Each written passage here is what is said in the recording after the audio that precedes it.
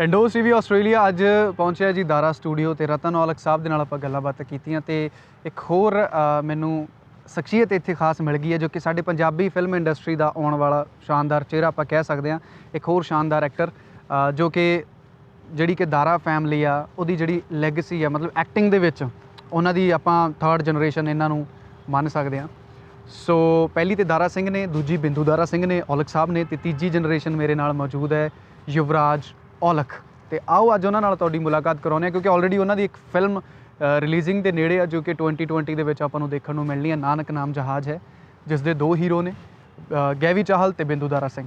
ਬੜੀ ਸਵੀਟ ਜਿਹਾ ਕਨਸੈਪਟ ਤੇ ਫਿਲਮ ਬਣੀ ਆ ਤੇ ਯੁਵਰਾਜ ਔਲਖ ਇਸ ਫਿਲਮ ਦੇ ਵਿੱਚ ਸਰਦਾਰ ਸੋਹੀ ਜੀ ਦੇ ਬੇਟੇ ਦਾ ਕੈਰੈਕਟਰ ਹੈ ਜਿਹੜਾ ਉਹ ਅਦਾ ਕਰ ਰਹੇ ਨੇ। ਸੋ 2020 ਦੇ ਵਿੱਚ ਹੋਰ ਵੀ ਖਾਸ ਪ੍ਰੋਜੈਕਟ ਲੈ ਕੇ ਆ ਰਹੇ ਨੇ। ਸੋ ਦਾਰਾ ਸਟੂਡੀਓ ਦੁਬਾਰਾ ਕਹਿ ਲਓ ਕਿ ਆਪਣੀ ਅਸਲੀ ਪਹਿਚਾਣ ਮਤਲਬ ਦੁਬਾਰਾ ਰੀਕ੍ਰੀਏਟ ਹੋ ਰਿਹਾ। ਬਹੁਤ ਸਾਰੀਆਂ ਚੀਜ਼ਾਂ ਨਵੀਆਂ ਦਾਰਾ ਸਟੂਡੀਓ 'ਚ ਹੋ ਰਹੀਆਂ ਨੇ ਤੇ ਉਹਦੇ ਵਿੱਚ ਵੀ ਇਹਨਾਂ ਦਾ ਬਹੁਤ ਵੱਡਾ ਯੋਗਦਾਨ ਹੈ ਯੁਵਰਾਜ ਔਲਖ ਦਾ। ਤੇ ਆਓ ਫਿਰ ਕਰਦੇ ਹਾਂ ਕੁਝ ਖਾਸ ਗੱਲਾਂ। ਕੀ ਹਾਲ ਹੈ ਯੁਵਰਾਜ ਵੀਰੇ, ਠੀਕ ਠਾਕ ਹੋ? ਬਹੁਤ ਵਧੀਆ। ਪਹਿਲੀ ਗੱਲ ਬਹੁਤ ਸੋਹਣੇ ਲੱਗ ਰਹੇ ਹੋ, ਕੋਟ ਬੜਾ ਜੱਚ ਰਿਹਾ। Thank you so much. ਅੱਛਾ, ਦਾਰਾ ਫੈਮਿਲੀ ਨੂੰ ਤੁਸੀਂ ਬਿਲੋਂਗ ਕਰਦੇ ਹੋ, ਬਿੰਦੂ ਦਾਰਾ ਸਿੰਘ ਦੇ ਕਜ਼ਨ ਨੇ ਤੇ ਕਿਸ ਤਰ੍ਹਾਂ ਦਾ ਪ੍ਰਾਊਡ ਤੁਸੀਂ ਫੀਲ ਕਰਦੇ ਹੋ ਬਿਕੋਜ਼ ਇਹ ਬਹੁਤ ਵੱਡਾ ਕਹਿ ਲਓ ਕਿ ਫੈਮਿਲੀ ਆ, ਫੈਮਿਲੀ ਦਾ ਨਾਂ ਹੈ, all over world Dara Singh ਦਾ ਨਾਂ ਹੈ। ਕੀ ਮਹਿਸੂਸ ਕਰਦੇ? ਸਭ ਤੋਂ ਪਹਿਲਾਂ ਤਾਂ ਮੇਰੇ ਲਈ ਬਹੁਤ ਮਾਣ ਦੀ ਗੱਲ ਹੈ ਕਿ ਜਿਸ ਪਰਿਵਾਰ ਨੂੰ ਪੂਰੇ ਵਰਲਡ ਨੇ ਇੰਨਾ ਪਿਆਰ ਦਿੱਤਾ, ਮੈਂ ਉਸ ਫੈਮਿਲੀ ਤੋਂ ਬਿਲੋਂਗ ਕਰਦਾ। ਫੁੱਫੜ ਜੀ ਨੇ ਸ਼ੁਰੂ ਕੀਤਾ, ਪਾਪਾ ਨੇ ਕੈਰੀ ਔਨ ਕੀਤਾ, ਬਿੰਦੂ ਭਈਆ ਨੇ ਕੈਰੀ ਔਨ ਕੀਤਾ, ਹੁਣ ਮੇਰਾ ਟਾਈਮ ਆ ਗਿਆ ਜੀ ਤੇ ਬਹੁਤ ਮਾਣ ਦੀ ਗੱਲ ਹੈ। ਸਿਰਫ ਐਸੋਸੀਏਟ ਹੋਣਾ ਹੀ ਕਾਫੀ ਮਾਣ ਦੀ ਗੱਲ ਹੈ। ਅੱਗੇ ਕੰਮ ਤਾਂ ਹੁਣ ਸ਼ੁਰੂ ਹੋਏ ਆ, ਵੇਖਾਂਗੇ। ਕੀ ਬਾਤ ਹੈ। ਅੱਛਾ, ਫਿਲਮ ਦੀ ਗੱਲ ਕਰਦਾ ਇਹਨਾਂ ਦੀ, ਜਿੱਦਾਂ ਕਿ ਮੈਂ ਫਿਲਮ ਦਾ ਜ਼ਿਕਰ ਕੀਤਾ ਕਿ ਨਾਨਕ ਨਾਮ ਜਹਾਜ਼ ਹੈ, ਇਸ ਫਿਲਮ ਦੇ ਨਾਲ ਜੁੜਨਾ ਕਿਵੇਂ ਹੋਇਆ? ਇਸ ਦਾ ਕੈਰੈਕਟਰ ਤੁਹਾਡੇ ਹਿੱਸੇ ਕਿਵੇਂ ਆਇਆ?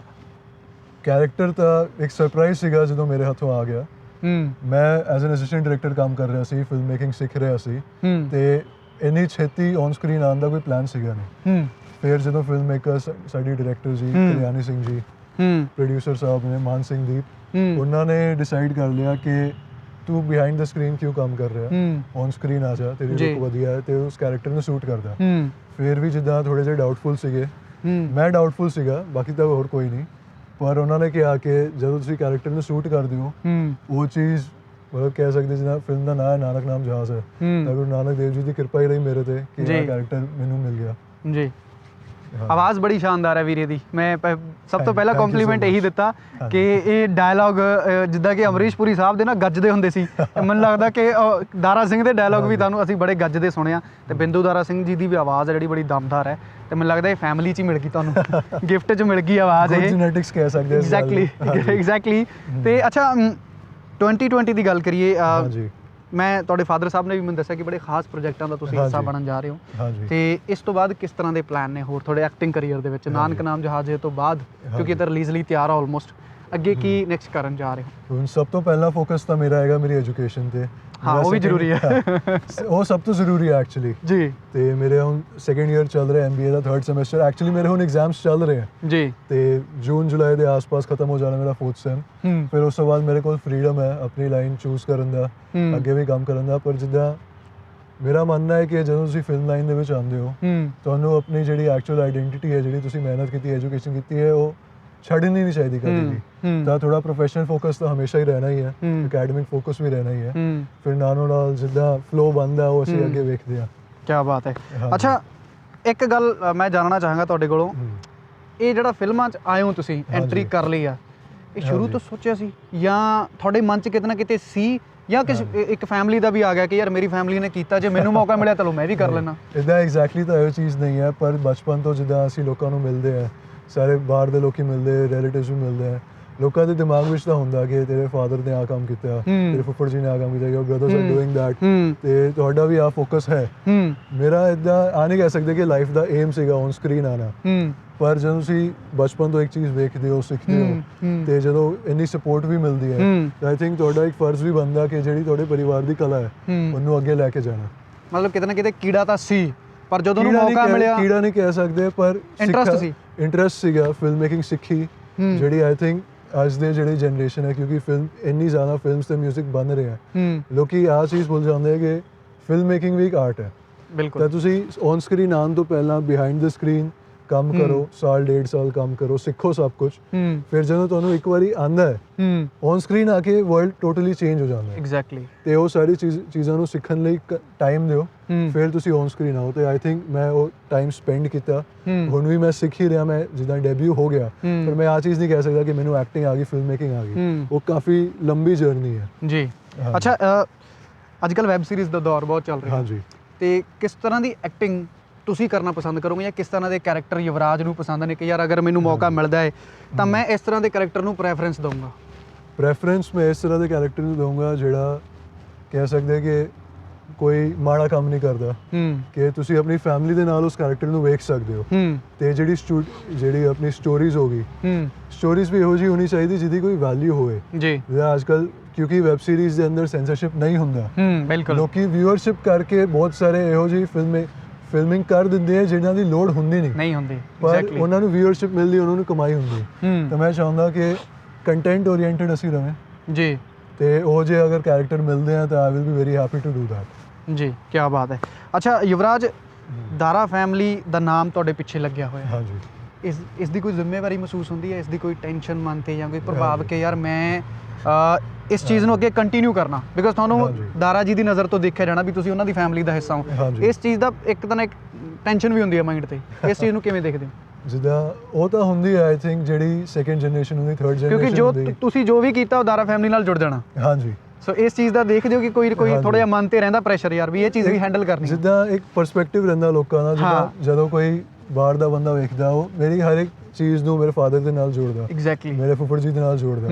ਪਰ ਜਦੋਂ ਅਗਰ ਤੁਸੀਂ ਇੱਕ ਕਲੀਨ ਲਾਈਫ ਲੀਡ ਕਰਦੇ ਹੋ, ਤੁਹਾਡੇ ਕੋਈ ਗਲਤ ਸ਼ੌਕ ਨਹੀਂ ਹੈ, ਇੱਕਦਮ ਤੁਸੀਂ ਨੈਚੁਰਲ ਬਣ ਕੇ ਰਹਿ ਰਹੇ ਹੋ, ਤਾਂ ਆਈ ਡੋਂਟ ਥਿੰਕ ਕਿ ਕੋਈ ਜਿੱਦਾਂ ਕੰਟਰੋਵਰਸੀ ਹੋਗੀ ਜਾਂ ਕੋਈ ਚੀਜ਼ ਹੋਗੀ ਉਹ ਕ੍ਰੀਏਟ ਹੋ ਸਕਦੀ। ਬਿਲਕੁਲ। ਉਹਨਾਂ ਦਾ ਨਾਂ, ਉਹਨਾਂ ਦੀ ਜਿਹੜੀ ਕਲਾ ਹੈ ਉਹ ਕੰਟੀਨਿਊ ਕਰਨਾ ਸਾਡੀ ਰਿਸਪੌਂਸਿਬਿਲਿਟੀ ਹੈ। ਪਰ ਫਿਰ ਜਦੋਂ ਸਾਨੂੰ ਆਪਣਾ ਨਾਂ ਆਪ ਬਣਾਉਣਾ ਹੁੰਦਾ, ਆਈ ਥਿੰਕ ਉਹ ਬੰਦਿਆਂ ਨੂੰ ਰੀਅਲਾਈਜ਼ ਕਰਨਾ ਚਾਹੀਦਾ ਕਿ ਮੈਂ ਰਤਨ ਔਲਖ ਨਹੀਂ ਹਾਂ, ਮੈਂ ਦਾਰਾ ਸਿੰਘ ਨਹੀਂ ਹਾਂ, ਪਰ ਉਹਨਾਂ ਦਾ ਨਾਮ ਹੈ ਕੈਰੀ ਔਨ ਕਰਨਾ, ਬਟ ਐਜ਼ ਯੁਵਰਾਜ ਸਿੰਘ ਜੀ। ਕੀ ਬਾਤ ਹੈ। ਅੱਛਾ ਯੁਵਰਾਜ, ਆਖਰੀ ਸਵਾਲ, ਫਿਲਮਾਂ ਕਿੰਨੀਆਂ ਕੁ ਦੇਖਦੇ ਹੋ ਤੁਸੀਂ ਫਿਲਹਾਲ? ਕਿੰਨੀਆਂ ਫਿਲਮਾਂ? ਫਿਲਹਾਲ ਤਾਂ ਆਈ ਥਿੰਕ ਰੀਸੈਂਟ 2-3 ਸਾਲਾਂ ਤੋਂ ਮੈਂ ਜ਼ਿਆਦਾ ਵੇਖ ਰਿਹਾ। ਮੇਰੇ ਲਾਸਟ ਪੰਜਾਬੀ ਫਿਲਮ ਤੁਸੀਂ ਕਿਹੜੀ ਦੇਖੀ ਹੈ? ਲਾਸਟ ਪੰਜਾਬੀ ਫਿਲਮ ਮੈਂ ਵੇਖੀ ਸੀ ਮੁਕਲਾਵਾ। ਉਸ ਤੋਂ ਬਾਅਦ ਮੈਨੂੰ ਐਕਚੁਅਲੀ ਟਾਈਮ ਨਹੀਂ ਮਿਲਿਆ ਮੂਵੀ ਵੇਖਣ ਦਾ, ਪਰ ਮੈਂ ਕੋਸ਼ਿਸ਼ ਕਰਦਾ ਜਿੱਦਾਂ ਸੀਨਸ ਹੋ ਗਏ, ਕਲਿੱਪਸ ਹੋ ਗਈ, ਉਹ ਸਾਰੀ ਵੇਖਣ ਦਾ ਜੀ। ਅੱਛਾ ਫਾਈਨਲੀ, ਜਿੱਦਾਂ ਕਿ ਤੁਸੀਂ ਜਾਣਦੇ ਹੋ ਕਿ ਹੁਣ ਯੁਵਰਾਜ ਦੀ ਐਂਟਰੀ ਹੈ ਜਿਹੜੀ ਉਹ ਫਿਲਮਾਂ ਦੇ ਵਿੱਚ ਹੋ ਚੁੱਕੀ ਹੈ, ਤੇ ਇੱਕ ਵੱਡਾ ਨਾਮ ਹੈ, ਫੈਮਿਲੀ ਦੇ ਨਾਲ ਇਹ ਜੁੜੇ ਹੋਏ ਨੇ। ਯੁਵਰਾਜ, ਬਹੁਤ ਸਾਰੇ ਐਕਟਰ ਇਹੋ ਜਿਹੇ ਨੇ ਸਾਡੀ ਇੰਡਸਟਰੀ 'ਚ, ਯੰਗਸਟਰ ਮੇਰੇ ਵਰਗੇ ਕਹਿ ਲਓ, ਜਿਹੜੇ ਅੱਜ ਵੀ ਸਟਰਗਲ ਕਰਦੇ ਨੇ ਹਾਂਜੀ ਫਿਲਮਾਂ 'ਚ ਹਿੱਸਾ ਬਣਨ ਦੇ ਲਈ। ਤੁਹਾਨੂੰ ਬੜੀ ਜਲਦੀ ਮੌਕਾ ਮਿਲ ਗਿਆ ਐਜ਼ ਅ ਯੰਗਸਟਰ। 23 ਸਾਲਾਂ ਦੇ ਨੇ ਯੁਵਰਾਜ, ਸਿਰਫ 23 ਇਅਰਸ ਓਲਡ, 23 ਸਾਲਾਂ ਦੀ ਉਮਰ 'ਚ ਇਹਨਾਂ ਨੂੰ ਬੜਾ ਅੱਛਾ ਮੌਕਾ ਮਿਲਿਆ। ਤੁਹਾਨੂੰ ਈਜ਼ੀਲੀ ਮੌਕਾ ਮਿਲ ਗਿਆ, ਜਿਨ੍ਹਾਂ ਨੂੰ ਨਹੀਂ ਮਿਲਦਾ। ਯੁਵਰਾਜ ਕੀ ਸੋਚਦੇ ਨੇ ਕਿ ਉਹਨਾਂ ਨੂੰ ਕੀ ਕਰਨਾ ਚਾਹੀਦਾ, ਜਾਂ ਕਿਸ ਤਰ੍ਹਾਂ ਦਾ ਸੁਜੈਸ਼ਨ ਤੁਸੀਂ ਐਜ਼ ਅ ਯੰਗਸਟਰ ਦੇਣਾ ਚਾਹੋਗੇ? ਪਹਿਲਾਂ ਸੁਜੈਸ਼ਨ ਦੇਣਾ ਚਾਹੁੰਦਾ ਕਿ ਜਿੱਦਾਂ ਮੈਨੂੰ ਮੌਕਾ ਮਿਲਿਆ, ਲੋਕਾਂ ਨੂੰ ਆਹ ਚੀਜ਼ ਨਹੀਂ ਪਤਾ ਕਿ ਮੈਂ 2-3 ਸਾਲਾਂ ਤੋਂ ਕੰਮ ਕਰ ਰਿਹਾ ਸੀ, ਉਸ ਤੋਂ ਬਾਅਦ ਮੈਨੂੰ ਔਨ ਸਕਰੀਨ ਆਉਣ ਦਾ ਮੌਕਾ ਮਿਲਿਆ। ਪਰ ਆਹ ਗੱਲ ਬਹੁਤ ਸਹੀ ਹੈ ਕਿ ਜਦੋਂ ਤੁਹਾਡੇ ਕੋਲ ਨੈਟਵਰਕ ਹੁੰਦਾ, ਤੁਹਾਡੇ ਕੋਲ ਸਪੋਰਟ ਹੁੰਦੀ, ਤਾਂ ਮੌਕਾ ਛੇਤੀ ਮਿਲਦਾ। ਪਰ ਇਨ ਦੀ ਐਂਡ ਮੌਕਾ ਮਿਲਣਾ ਸਾਡੀ ਕਿਸਮਤ ਹੁੰਦੀ ਹੈ। ਜਿੱਦਾਂ ਮੇਰੇ ਲਈ ਕਹਿ ਸਕਦੇ ਹੋ ਕਿ ਦਰਵਾਜ਼ਾ ਖੁੱਲ੍ਹਾ ਹੈ, ਪਰ ਉਹ ਦਰਵਾਜ਼ੇ ਦੇ ਅੰਦਰ ਜਾਣਾ, ਸਟੈਪ ਕਰਨਾ ਤੇ ਔਨ ਸਕਰੀਨ ਆਉਣਾ, ਆਈ ਥਿੰਕ ਉਹ ਮੇਰੀ ਰਿਸਪੌਂਸਿਬਿਲਿਟੀ ਹੈ। ਜਦੋਂ ਤੁਸੀਂ ਔਨ ਸਕਰੀਨ ਆਉਂਦੇ ਹੋ, ਫਿਰ ਉਹ ਆਡੀਅנס ਦੇ ਹੱਥਾਂ ਨਾਲ ਹੁੰਦਾ। ਬਿਲਕੁਲ। ਜਿੱਦਾਂ ਤੁਸੀਂ ਅਗਰ ਵੇਖਦੇ ਹੋ ਸੈਕੰਡ ਜਨਰੇਸ਼ਨ, ਥਰਡ ਜਨਰੇਸ਼ਨ ਜਿਹੜੀ ਐਕਟਰਸ ਦੀ ਹੈ, 5 to 10% ਹੁੰਦੀ ਜਿਹੜੀ ਸਕਸੈਸਫੁਲ ਹੁੰਦੀ, ਬਾਕੀ ਲੋਕੀ ਉਹਨਾਂ ਨੂੰ ਜਾਣਦੇ ਕਿ ਤੇ ਟੈਲੈਂਟ ਨੂੰ ਕੋਈ ਨਹੀਂ ਰੋਕ ਸਕਦਾ।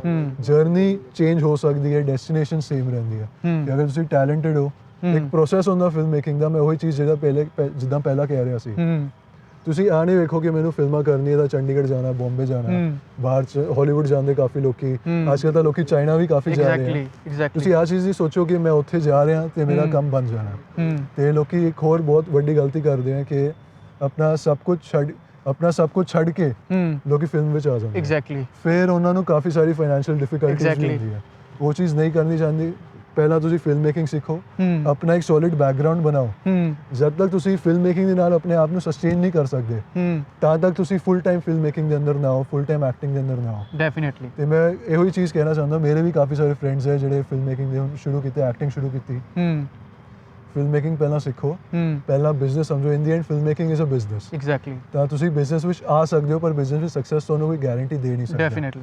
ਤਾਂ 1.5 ਸਾਲ ਤੁਸੀਂ ਟਾਈਮ ਸਪੈਂਡ ਕਰੋ, ਐਜੂਕੇਸ਼ਨ ਕੰਪਲੀਟ ਕਰੋ, ਐਕਟਿੰਗ ਸਿੱਖੋ, ਅਗਰ ਤੁਸੀਂ ਡਾਇਰੈਕਸ਼ਨ ਵੱਲ ਜਾਣਾ ਚਾਹੁੰਦੇ ਹੋ, ਮਿਊਜ਼ਿਕ ਵੱਲ, ਉਹ ਚੀਜ਼ ਸਿੱਖੋ। ਜਿਹੜੇ ਤੁਹਾਡੇ ਤੋਂ ਪਹਿਲਾਂ ਆਏ ਹੈ, ਜਿਨ੍ਹਾਂ ਕੋਲ ਐਕਸਪੀਰੀਅੰਸ ਹੈ, ਉਹਨਾਂ ਦੇ ਨਾਲ ਰਹੋ, ਤੁਹਾਡਾ ਨੈਟਵਰਕ ਵੀ ਬਣਦਾ, ਤੁਸੀਂ ਆਰਟ ਵੀ ਸਿੱਖਦੇ ਹੋ ਤੇ ਔਨ ਸਕਰੀਨ ਤੁਸੀਂ ਆਪਣਾ ਆਰਟ ਲੈ ਕੇ ਆਉਂਦੇ ਹੋ। ਔਨ ਸਕਰੀਨ ਆ ਚੀਜ਼ ਨਹੀਂ ਹੁੰਦੀ ਕਿ ਇਹਦਾ ਬੇਟਾ ਆ ਗਿਆ, ਇਹਦਾ ਰਿਲੇਟਿਵ ਆ ਗਿਆ। ਔਨ ਸਕਰੀਨ ਲੋਕੀ ਤੁਹਾਡੀ ਕਲਾ ਵੇਖਦੇ ਆ। ਤਾਂ ਤੁਸੀਂ ਇੰਡੀਆ ਦੇ ਸਭ ਤੋਂ ਵੱਡੇ ਫਿਲਮ ਮੇਕਰ ਦੇ ਵੀ ਬੇਟੇ ਹੋ ਜਾਂ ਕੋਈ ਵੀ ਹੋਰ ਹੋ, ਅਗਰ ਆਡੀਅנס ਨੇ ਵੇਖਿਆ ਕਿ ਇਸ ਬੰਦੇ ਨੇ ਕੰਮ ਮਾੜਾ ਕੀਤਾ ਹੈ, ਉਹਦੀ ਸੈਕਿੰਡ ਫਿਲਮ ਵੇਖਣ ਨੂੰ ਲੋਕੀ ਨਹੀਂ ਜਾਣਦੇ। ਐਗਜ਼ੈਕਟਲੀ, ਬਿਲਕੁਲ ਇਹ ਗੱਲ ਬਿਲਕੁਲ ਮੈਟਰ ਕਰਦੀ ਆ। ਬਹੁਤ ਸਹੀ ਗੱਲ ਕਹੀ ਕਿ ਜਰਨੀ ਦੇ ਡਿਫਰੈਂਸ ਹੈਗਾ, ਥੋੜਾ ਛੇਤੀ ਮੌਕਾ ਮਿਲਦਾ, ਪਰ ਜਿਨ੍ਹਾਂ ਨੂੰ ਮੌਕਾ ਨਹੀਂ ਮਿਲਿਆ, ਜਿਹੜੇ ਮੌਕੇ ਲੱਭ ਰਹੇ ਆ, ਤੁਸੀਂ ਪਹਿਲਾਂ ਬਿਜ਼ਨਸ ਸਮਝੋ, ਤੁਸੀਂ ਕਲਾ ਸਮਝੋ, ਫਿਰ ਤੁਸੀਂ ਸ਼ੁਰੂ ਕਰੋ। ਤੁਸੀਂ ਬਿਨਾਂ ਸਿੱਖੇ ਜਦੋਂ ਆਉਂਦੇ ਹੋ ਤਾਂ ਤੁਹਾਡਾ ਸਟਰਗਲ ਪੀਰੀਅਡ ਸਿਰਫ ਵੱਧ ਜਾਂਦਾ। ਹਾਂਜੀ, ਡੈਫੀਨਿਟਲੀ। ਸੋ ਇਹ ਲਾਸਟ ਗੱਲ ਯੁਵਰਾਜ ਨੇ ਬੜੀ ਸੋਹਣੀ ਕਹੀ, ਮੈਨੂੰ ਚੰਗੀ ਲੱਗੀ ਕਿ ਮਿਹਨਤ ਤਾਂ ਸਾਨੂੰ ਵੀ ਉਨੀ ਹੀ ਕਰਨੀ ਪੈਣੀ ਆ। ਨੈਟਵਰਕ ਹੋਣ ਦੇ ਬਾਵਜੂਦ ਚਲੋ ਮੌਕਾ ਸੌਖਾ ਮਿਲ ਜਾਂਦਾ, ਬਟ ਉਸ ਮੌਕੇ ਦੇ ਉੱਪਰ ਤੁਸੀਂ ਪਹਿਰਾ ਕਿੰਨਾ ਕੁ ਦਿੰਦੇ ਹੋ, ਮਤਲਬ ਲੰਬਾ ਕਿੰਨਾ ਖੇਡਦੇ ਹੋ, ਉਹ ਤਾਂ ਤੁਹਾਡੇ ਟੈਲੈਂਟ ਤੇ ਤੁਹਾਡੀ ਪਰਫਾਰਮੈਂਸ ਤੇ ਡਿਪੈਂਡ ਕਰਦਾ। ਸੋ ਬਾਕੀ ਇਹਨਾਂ ਦੀ ਪਰਫਾਰਮੈਂਸ ਤੁਹਾਡੇ ਸਾਹਮਣੇ ਜਲਦੀ ਆ ਜਾਣੀ ਆ। ਮੈਨੂੰ ਲੱਗਦਾ ਕਿ ਕਹਿ ਲਓ ਕਿ ਫਸਟ ਹਾਫ ਦੇ ਵਿੱਚ 2020 ਦੇ ਫਿਲਮ ਰਿਲੀਜ਼ ਹੋ ਜਾਣੀ ਆ, ਪਹਿਲੇ 2-3 ਮਹੀਨਿਆਂ 'ਚ ਫਿਲਮ ਰਿਲੀਜ਼ ਹੋ ਜਾਣੀ ਆ, ਤੇ ਤੁਸੀਂ ਫਿਲਮ ਦੇਖੋਗੇ ਤੇ ਇਹਨਾਂ ਦੀ ਪਰਫਾਰਮੈਂਸ ਦੇਖੋਗੇ, ਤੇ ਹੋਰ ਵੀ ਕਈ ਪ੍ਰੋਜੈਕਟ ਸ਼ਾਨਦਾਰ ਜਿਹੜੇ ਕਿ ਪਲਾਨ ਕਰ ਰਹੇ ਨੇ ਇਹ 2020 ਦੇ ਵਿੱਚ ਤੁਹਾਨੂੰ ਯੁਵਰਾਜ ਦੇ ਦੇਖਣ ਨੂੰ ਮਿਲਣਗੇ। ਸੋ ਵੱਡੀ ਰਿਸਪੌਂਸਿਬਿਲਿਟੀ ਇਹਨਾਂ ਦੇ ਉੱਪਰ ਇੱਕ ਦਾਰਾ ਫੈਮਿਲੀ ਦੀ ਮੈਂ ਫੇਰ ਕਹੂੰਗਾ ਜੀ, ਕਿਉਂਕਿ ਉਹ ਤਾਂ ਜੁੜੀ ਹੋਈ ਆ ਤੇ ਇੱਕ ਥਰਡ ਜਨਰੇਸ਼ਨ ਸਾਨੂੰ ਉਹਨਾਂ ਦੀ ਜਿਹੜੀ ਫਿਲਮਾਂ ਦੇ ਵਿੱਚ ਨਜ਼ਰ ਆਉਣ ਵਾਲੀ ਹੈ ਯੁਵਰਾਜ ਔਲਖ ਦੇ ਰੂਪ ਦੇ ਵਿੱਚ। ਸੋ ਸਾਡੇ ਵੱਲੋਂ ਇੰਡੋਸ ਟੀਵੀ ਵੱਲੋਂ ਮੈਂ ਤਾਂ ਛੋਟੇ ਵੀਰੇ ਨੂੰ ਆਲ ਦਾ ਬੈਸਟ ਆਖਾਂਗਾ ਕਿ ਉਮੀਦ ਕਰਾਂਗਾ ਤੇ ਫਸਟ ਡੇ ਫਸਟ ਸ਼ੋ ਤਾਂ ਇਹਨਾਂ ਦਾ ਮੈਂ ਪੱਕਾ ਡੈਫੀਨਿਟਲੀ ਜਾ ਕੇ ਦੇਖਾਂਗਾ। ਤੇ ਫਿਲਮ ਵਧੀਆ ਲੱਗੀ, ਦਿਲ ਤੋਂ ਰਿਵਿਊਜ਼ ਤੁਸੀਂ ਵੀ ਸ਼ੇਅਰ ਕਰਿਓ ਵੀਰੇ ਬਾਰੇ ਵੀ, ਤੇ ਬਾਕੀ ਜੋ ਤੁਹਾਡੇ ਵਿਚਾਰ ਨੇ ਸਾਨੂੰ ਥੱਲੇ ਕਮੈਂਟ ਸੈਕਸ਼ਨ ਦੇ ਵਿੱਚ ਦੱਸ ਦਿਓ ਕਿ ਵੀਰੇ ਨੂੰ ਮਿਲ ਕੇ ਤੁਹਾਨੂੰ ਕਿੱਦਾਂ ਦਾ ਲੱਗਿਆ। ਸੋ ਇਸ ਖਾਸ ਮੁਲਾਕਾਤ ਦੇ ਵਿੱਚ ਫਿਲਹਾਲ ਇੰਨਾ ਹੀ ਜੀ, ਸਾਨੂੰ ਦਿਓ ਇਜਾਜ਼ਤ, ਜੁੜੇ ਰਹਿਣਾ ਇੰਡੋਸ ਟੀਵੀ ਦੇ ਨਾਲ। ਪਿਆਰ ਭਰੀ ਸਤਿ ਸ਼੍ਰੀ ਅਕਾਲ।